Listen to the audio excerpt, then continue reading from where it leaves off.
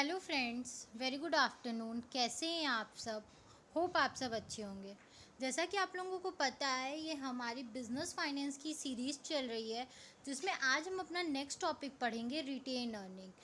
मतलब ये हमारा नेक्स्ट टॉपिक तो है ही, बट इसके पहले मैं आपको एक चीज़ समझाना चाहूँगी, क्लियर करना चाहूँगी कि इसके प्रीवियस वीडियो में जो हमने मेथड्स ऑफ रेजिंग फंड्स पढ़ा था, उसके तरीके देखे थे, कौन कौन से मेथड्स हैं। तो अब हम इस वीडियो से क्या करेंगे, एक एक टॉपिक के डिटेल एनालिसिस करेंगे, डिटेल्ड एक्सप्लेनेशन करेंगे। जैसा कि हमारा पहला मेथड था रिटेन अर्निंग, तो आज हम इस वीडियो में क्या करेंगे, उसी रिटेन अर्निंग को डिटेल में समझने की कोशिश करेंगे। तो आइए हम स्टार्ट करते हैं अपना वीडियो। उससे पहले मैं आपको एक छोटी सी इन्फॉर्मेशन देना चाहूँगी कि अगर किसी को भी इस सब्जेक्ट या किसी भी सब्जेक्ट के full hand written notes purchase करने हो तो वो मेरा डिस्क्रिप्शन बॉक्स चेक कर सकता है। तो आइए स्टार्ट करते हैं रिटेन अर्निंग। रिटेन अर्निंग क्या होता है? There are also known as ploughing back of profit. ठीक है, हम लोग इसको बोलते हैं प्लगिंग बैक ऑफ प्रॉफिट भी बोलते हैं। मतलब क्यों?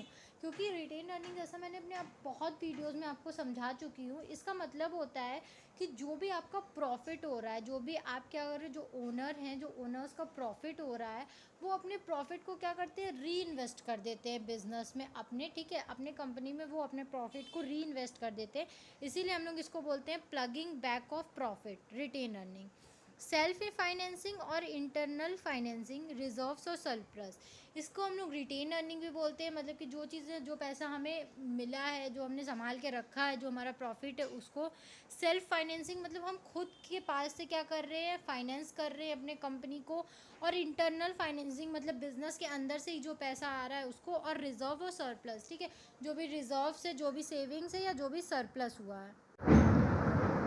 It refers to undistributed profits after payment of dividend and taxes, provided the basis of expansion and growth of companies। ठीक है, हम इस प्रॉफिट को वो प्रॉफिट या वो पैसा बोलते हैं जो कि हमें डिविडेंड या जितने भी टैक्सेस होते हैं वो सारे देने के बाद जो एक कंपनी के ओनर के पास बचते हैं और अनडिस्ट्रीब्यूटेड प्रॉफिट होते हैं, उसी को हम लोग बोलते हैं रिटेन्ड अर्निंग, जो कि हम कंपनी के ग्रोथ और एक्सपेंशन के लिए यूज़ करते हैं। It is considered the most important source of finance since is internally generated. This method of financing is known as self financing. ठीक है, इसको हम लोग एक बहुत इम्पॉर्टेंट सोर्स मानते हैं फाइनेंस का। क्यों? क्योंकि ये एक तो पहली बात है, हमें कहीं बाहर से उधार इसको नहीं लेना पड़ता है, इसको हम सेल्फ फाइनेंस ही करते हैं। ठीक है, मतलब सेल्फ, ठीक है, इसलिए हम लोग इसको सेल्फ फाइनेंसिंग ही बोलते हैं। और ये बहुत इम्पॉर्टेंट सोर्स और मेथड ऑफ फाइनेंसिंग या मेथड्स ऑफ रेजिंग फाइनेंस का एक बहुत इम्पॉर्टेंट सोर्स होता है। क्यों? क्योंकि अगर आप बाहर से पैसा उधारी नहीं ले रहे हो, आप अपनी चीज़ें किसी बिजनेस में इन्वेस्ट कर रहे हो, तो आप पे कोई बर्डन नहीं होता है। ठीक है, तो इसीलिए हम लोग इसको सेल्फ फाइनेंसिंग भी बोलते हैं। आइए पढ़ते हैं इसके फीचर्स। इसके फीचर्स क्या होते हैं? फर्स्ट फीचर होता है funds for new innovative project. ठीक है, पहला तो होता है इसका फीचर कि अगर आपको कोई नया प्रोजेक्ट बनाना है तो उसके लिए फ़ंड ये बहुत ज़रूरी होता है। The retained earning are common source of fund for financing risky and innovative projects. This fund is generally used for research work, expansion project etcetera. ठीक है, अगर आप अपना कोई नया प्रोजेक्ट स्टार्ट कर रहे हो जो कि रिस्की है, जिसमें रिटर्न्स के चांसेस आपको नहीं पता है क्या होंगे, तो ये जो अर्निंग होती है, रिटेन अर्निंग, या ये फ़ंड बहुत इम्पॉर्टेंट हो जाता है और बहुत सेफ भी होता है, क्योंकि ये आपका पैसा होता है और आपको किसी को लौटाना नहीं होता है। तो प्रॉफिट हो या लॉस हो, एक टाइम तक आप बियर इसको कर सकते हैं। ठीक है, और इसको आप कोई नए रिसर्च वर्क के लिए या एक्सपेंशन के लिए भी यूज़ कर सकते हैं। नेक्स्ट है हमारा medium and long term finance. Medium and long term finance क्या होता है? Retained earning is considered as an ownership fund. It serve the purpose of medium and long term finance. ठीक है, जो कि रिटेन्ड अर्निंग होता है ये ओनरशिप फंड का पार्ट होता है। ठीक है, ओनर्स फंड हम लोग पढ़े थे ना, ये उसी का पार्ट होता है। ठीक है, क्योंकि ये ओनर का अपना पैसा होता है, उनको जो भी प्रॉफिट हुआ है बिजनेस से, ये उनका अपना पैसा होता है। तो इसको हम लोग मीडियम टर्म या लॉन्ग टर्म फाइनेंस के लिए भी यूज़ कर सकते हैं, कोई भी प्रॉब्लम नहीं होती है। नेक्स्ट है हमारा कन्वर्जन इनटू ओनरशिप फंड। हम लोग इसको ओनरशिप फंड में कन्वर्ट भी ईजिली कर सकते हैं। The supplies retain earning can be converted into share capital by issue of bonus share. ठीक है, जो रिटेन अर्निंग का होता है हम उसको क्या कर सकते हैं, शेयर कैपिटल में भी चेंज कर सकते हैं अपने बोनस शेयर को इशू करके। ठीक है, in issue on bonus share there is no outflow of cash. और अगर आप बोनस शेयर इशू करते हो तो कोई कैश का आउटफ्लो भी नहीं होता है इसमें। और investors too are benefited by the issue of share for of cost. ठीक है, और जो इन्वेस्टर्स होते हैं उनको भी क्या होता है, बेनिफिट हो जाता है, उनको शेयर्स का कॉस्ट भी मिल जाता है। तो आप लोग क्या कर सकते हो, इस रिटेन अर्निंग को ओनरशिप फंड में भी बहुत ईजिली ट्रांसफ़र कर सकते हो बोनस शेयर इशू करके। तो ये थे हमारे फीचर्स। अब है हमारे मेरिट्स। अब इसके कुछ मेरिट्स भी होते हैं रिटेन अर्निंग के, तो हम वो मेरिट्स पढ़ेंगे। मेरिट्स क्या होता है, पहला होता है मोस्ट डिपेंडेबल सोर्स। ये क्या होता है, बहुत डिपेंडेबल सोर्स होता है। As an internal source this is more dependable than the external source of finance. जैसा कि हमने बताया कि ये एक इंटरनल सोर्स होता है, तो ये बहुत ही डिपेंडेबल सोर्स होता है, क्योंकि अगर आप बाहर से पैसा लोगे तो बाहर का पैसा हमेशा हमारे लिए एक बर्डन जैसा वर्क करता है। ठीक है, तो ये हमारा इंटरनल सोर्स होता है, तो ये काफ़ी ज़्यादा डिपेंडेबल होता है। The external source depend upon the preference of investors, market condition etcetera.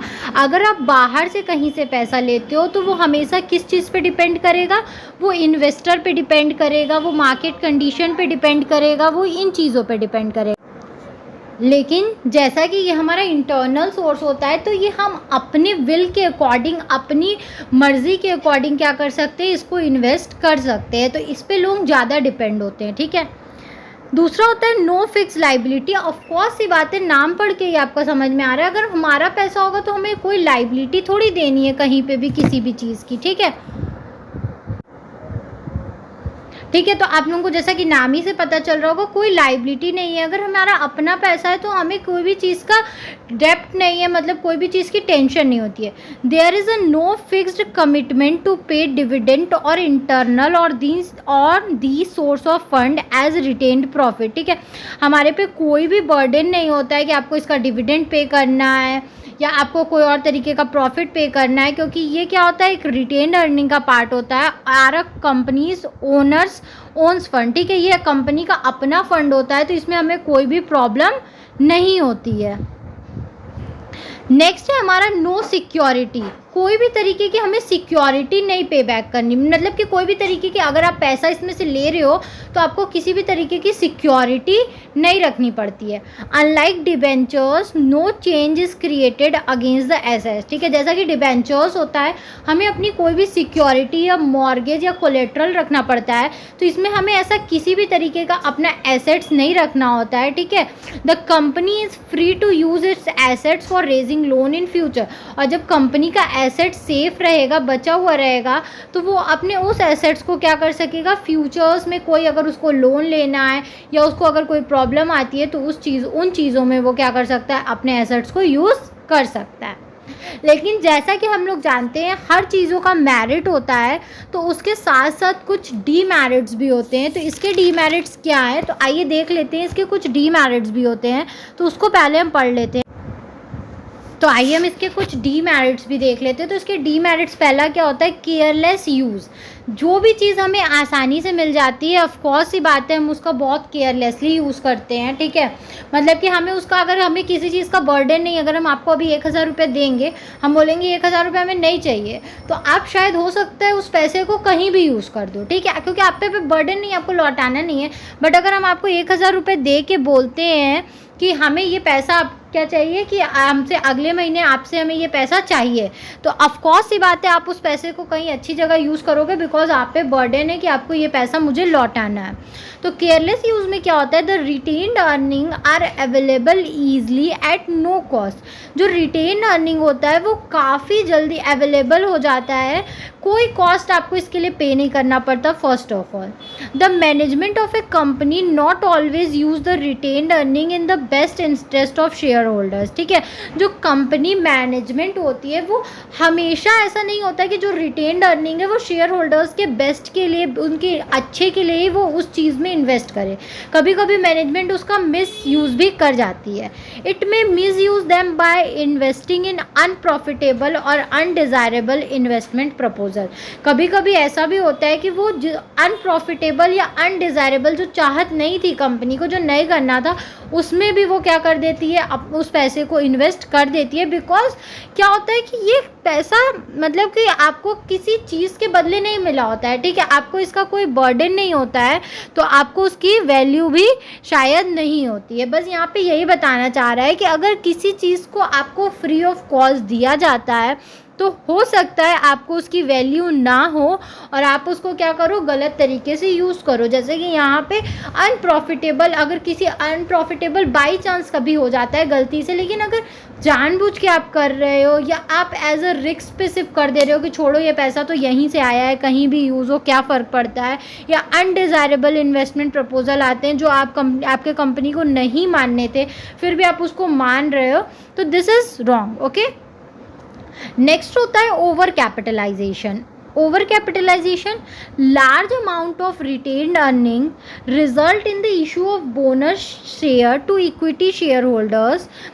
Frequent capitalization of reserve में रिजल्ट इन ओवर कैपिटलाइजेशन।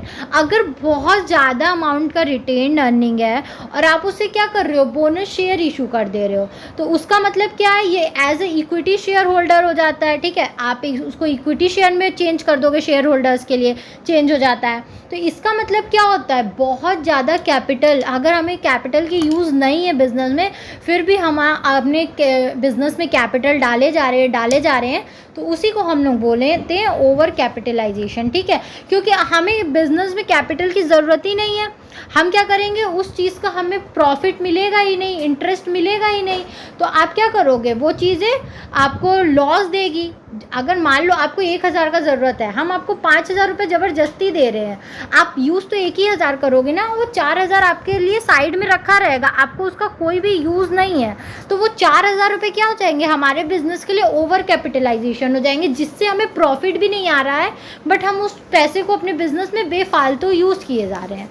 तो इसका ही मतलब होता है ओवर कैपिटलाइजेशन। नेक्स्ट डिमेरिट होता है हमारा डिससेटिस्फैक्शन अमंग शेयर होल्डर्स। कभी कभी शेयर होल्डर्स के बीच में डिससेटिस्फैक्शन भी आ जाता है, जैसे लार्ज रिटेन अर्निंग में cause dissatisfactions among the equity share holders as they do not receive high rate of dividend if a large amount of surplus profit is kept aside in the form of reserve, ठीक है। अगर बहुत ज़्यादा retained earning आप अपने business में रख रहे हो, तो इसका मतलब है कि वो क्या हो रहा है, इक्विटी शेयर होल्डर्स जो हैं उनके मन में क्या हो रहा है, एक कहीं ना कहीं डिससेटिस्फैक्शन आ रहा है। क्यों? क्योंकि आप उनको ज़्यादा डिविडेंड नहीं दे रहे हो। अगर आप ज़्यादा प्रॉफिट साइड कर रहे हो, इसका मतलब है कि आप उन लोगों को ज़्यादा डिविडेंड नहीं दे रहे हो, ठीक है, और ज़्यादा आप सरप्लस प्रॉफिट पे ध्यान दे रहे हो, आप उसको रिजर्व के फॉर्म में जमा कर रहे हो। क्योंकि इक्विटी शेयर होल्डर्स क्या होते हैं, हमेशा चाहते हैं कि अगर प्रॉफिट ज़्यादा हो रहा है तो उनको डिविडेंड भी ज़्यादा मिले, ठीक है। तो यही होता है हमारा कुछ डीमेरिट्स, कुछ मेरिट्स, कुछ फीचर्स। अगर कोई भी चीज़ें हैं तो उसके कुछ मेरिट्स हैं, तो अगर उसके कुछ डीमेरिट्स भी होते हैं। तो आई होप आपको ये वीडियो समझ में आया हो। अगर फिर भी आपको कहीं भी कोई भी दिक्कत है तो आप मुझे कमेंट सेक्शन में कमेंट करके पूछ सकते हो। Thank you very much for watching my video and please do like, subscribe and share my channel. आपको इस सब्जेक्ट या किसी भी सब्जेक्ट के नोट्स परचेस करने हो तो आप मेरा डिस्क्रिप्शन बॉक्स चेक कर सकते हैं। Thank you.